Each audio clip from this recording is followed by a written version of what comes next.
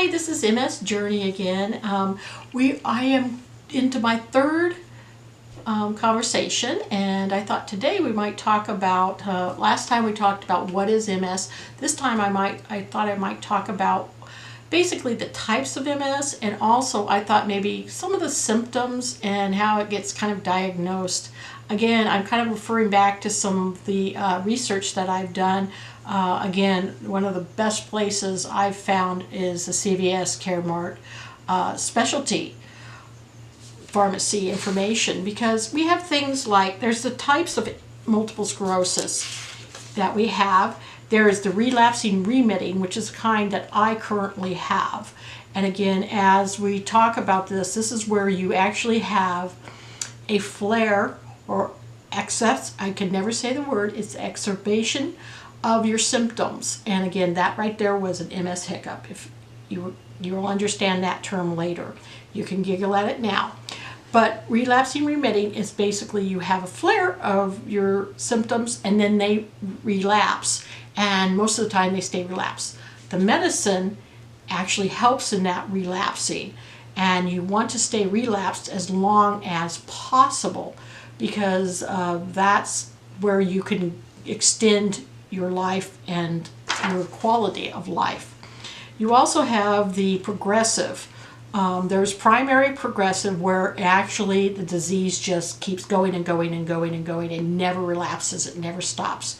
There is the destruction of the myelin is just constant and active at all times. The secondary progressive is there can be some remitting, but it's shorter span of remitting than you have in the longer flares of activity. Then they have progressive relapsing, which you can, it's every time you relapse and you come out of relapse, your symptoms progress faster than they were before. So those are kind of the four of the different types. The other comment, it says here, I have here a little less common types, or benign MS, is when people have little or no changes of disease after 15 years. That's usually a person who might have lupus and they have MS. They've been diagnosed with the MS, but the MS stays elapsed. I've been diagnosed with lupus, but my lupus is so relapsed, it rarely ever flares, even though I've been diagnosed with the disease. It's in the background and I never even notice I have it. Then we have your burnout MS. This describes people whose MS symptoms slow down greatly as the person ages. And so basically it's just you started out strong and it went away. Then we have malignant MS, or Marburg MS, is when people experience rapid disease progression with severe relapses within 5 years of being diagnosed.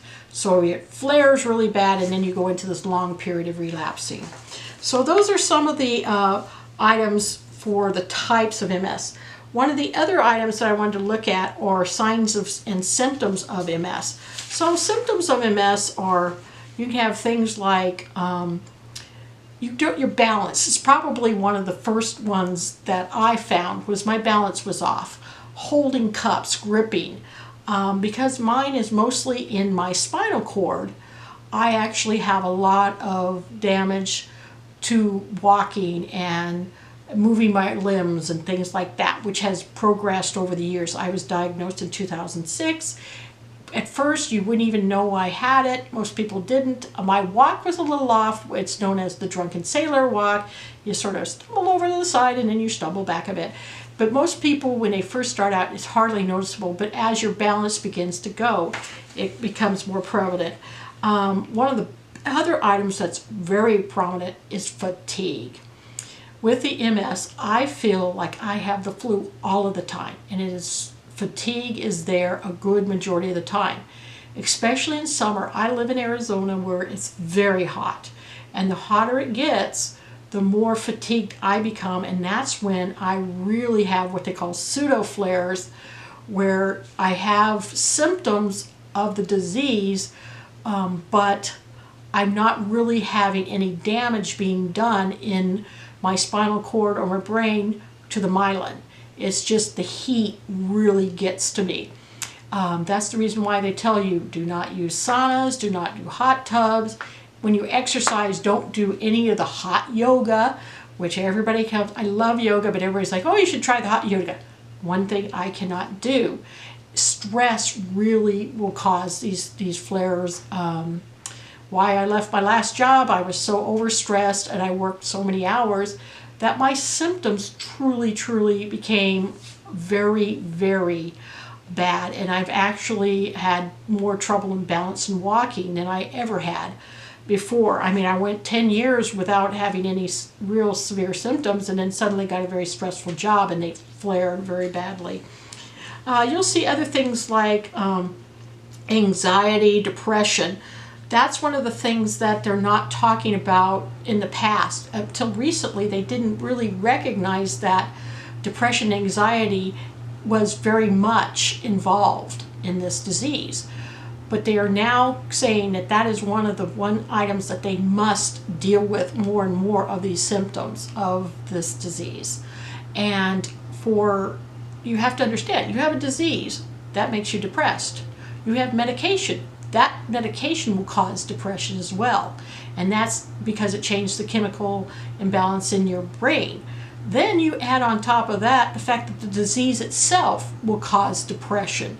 So it's very easy to become anxious, depressed. It definitely impacted, I can see when it impacts my life. My nephew is my caregiver. He has to deal with it sometimes, and I really appreciate that he does. And I like to keep on top of it. I also have bladder and urinary tract disorder as well. These come along for the ride. Usually it's further along, but you know, that's what pads are for, and as we call them adult underwear, which I laugh at. Let's face what they are. It's adult diapers. We all know. You'll find that I have a wicked sense of humor about my disease because, hey, it's either cry or laugh. So you'll hear me talk about this. There's also sleep issues. I was diagnosed because I had restless leg syndrome. I went in for a sleep exam. Fortunately, I was lucky. I was going into Mayo Clinic. I was very fortunate at the time to have Mayo Clinic insurance. Very lucky. I went in, but a really brilliant physician's assistant in neurology said, you know what, for the heck of it, let's just check an MRI. She came back and said, you know, all of the sleep disorder stuff, whoop, we're putting that aside. You have MS. We went the whole different route, and I did the lumbar puncture and was diagnosed, and my whole world changed from just having restless leg syndrome. Big difference. So these are the kind of things you have. My muscles spasm a lot. I have back spasms. People know every once in a while I tend to kick. And they know not to, doctors all know now, if you're going to tap my knee, be sure you stand beside me, because you never know when my legs are going to spasm and kick out. It's lovely fun. But different people have different items. You can have a lot of pain. You can have tingling. I do have the numbness in my hands and my feet, which has come along. It's very much, it's identical to the diabetes neuropathy that people get. It's very similar. There's tremor and shaking. Sometimes I get those. But everybody, now I haven't had the problem with blurry or double vision. I've been very lucky on that. Some people do. But of course, since mine is mostly in my spine, I have very little in my brain. Mine have all been more body issues. I do know people who have severe lesions in damage, and let's face it, it's brain damage, it's spinal cord damage in their frontal lobe, and that has a big personality impact. People who lost a lot of cognitive. I'm fortunate that I have not lost a lot of cognitive. I do have trouble in my speech, as you can see from these videos. Words sometimes become hard to say. I know what the word is. I've always been able to say it, but my mouth just will not form it. I also forget words. I can spell it for you, I can give you the definition, but I cannot say the word. It's really kind of an odd thing, but it's not, I'm not alone in that. So these are the kind of symptoms. Again, there's medication for the symptoms to go along the side that come along with this. I fortunately, when I started out, was taking very little medication, mostly just for the slowing down of the progression of MS. But now I'm kind of becoming very much like my father and my mother. One of the little old ladies with the whole bowl full of pills that she takes every day, as I've had to compensate for some of the symptoms that come along. And so those are the kind of things that you're going to find. There's weakness, there's other things, and there's a lot of generic, and that's one of the reasons why it's very hard to diagnose this disease. And most people do not, they could have had it for several years, but until a big flare happens, they're not diagnosed with it. Because, let's face it, because you stumble every once in a while when you walk, because you drop a glass once in a while when you walk, you got a little numbness in your hands because you think your arm went to sleep. These are subtle things. Your doctor's not even going to recognize it. It's really going to take a neurologist to do it. And the diagnosis, as we talked last time, there's the lumbar puncture, and there's the MRI to look for the lesions in the brain and spinal cord. And then there's, of course, any neurological history and tests, and there's always blood work for infections, because infections can make this flare as well. All right, one of the other things that happens is you can get mononucleosis. When I was young, they've kind of found in the past that people with that got mononucleosis in the past, they find that they have come to have MS. Actually, I should say it the other way around. People with MS, a good proportion of them had mononucleosis in the past. Mononucleosis is a disease that suppresses the immune system. It usually flares. You end up at the doctor's, you get some antibiotics, it goes away in a couple of weeks. It takes a full year of recovery. It's a lot of fun, but it's passed through the saliva of the mouth. It's also, in teenagers, it's known as the kissing disease. But how I got mine when I was just 17 was actually eating in a cafeteria where they weren't washing the dishes well. So people with that, it's just something that they've listed as a past item that they've noticed. Again, this is not a pure, you have mononucleosis, you're going to get MS. The only way you got MS was mononucleosis. It's not an absolute comparison. It's just something they've notated. There is so much research out there. There's constantly notating things. In some ways, it's like cancer. It's you smoked a cigarette, so we know you got the cancer from that. Not necessarily. You ate the wrong foods incorrectly. There's so many theories. And it's one of the things they just don't really know what causes the disease.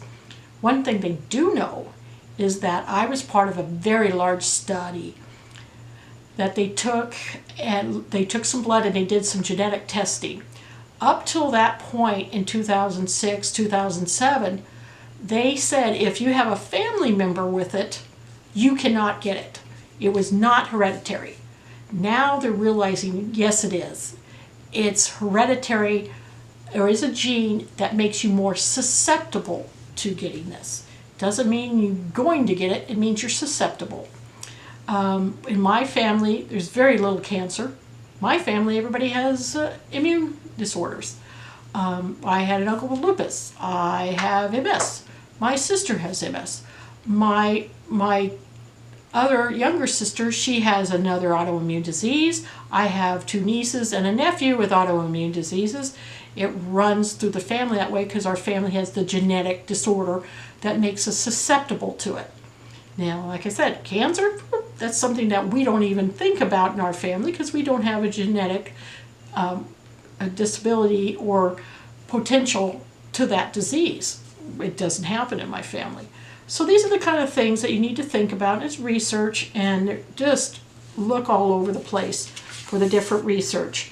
And just wanted to kind of tell you that these are the kind of things that I see. I hope this was informational today. Once we can talk next time maybe about some lifestyle changes and just some different things. And eventually, after we get some of this informational portion of this out of the way, I'm going to start bringing it into my life because this is my MS journey. And there's a lot of crazy things that happen. I have chosen to laugh at everything. And they say you can laugh or you cry. At one time I cried, and I learned that laughing is a lot more fun and it's a lot healthier. And I had a wonderful teacher in the past with one of my aunts that taught me, you see the disease, you have a flare, you face it, you deal with it, you cry on it for a day, and then you put it aside and move forward, because that's the way to live your life, a happy, happy life. And you just put it aside and deal with it. And but a lot of laughter, because there's some pretty funny things that happen. So we'll be sharing some of those odd and bizarre incidents later on as we get through all of this. The last thing I want to say is, we talked last time about support groups. There's the MS Association of America, the Multiple Sclerosis Foundation, the National Multiple Sclerosis Society, and the Myelin Project. These are just 4 groups that I've heard about. I happen to belong to the National Multiple Sclerosis Society. They're very active. They've got lots of groups. And the other thing that I suggest is go and get involved in a group. Not only as a person who has MS, but as a caregiver of somebody with MS, because you need that support. It's a very important thing. So now that I've kind of talked a little bit about that, we'll let you go this week, and we'll talk to you again next week, and we'll come up with some more fun facts, and maybe next time we'll start talking about a few fun things that have happened to me this week, because it is always an interesting week with Miss Journey. Goodbye and take care.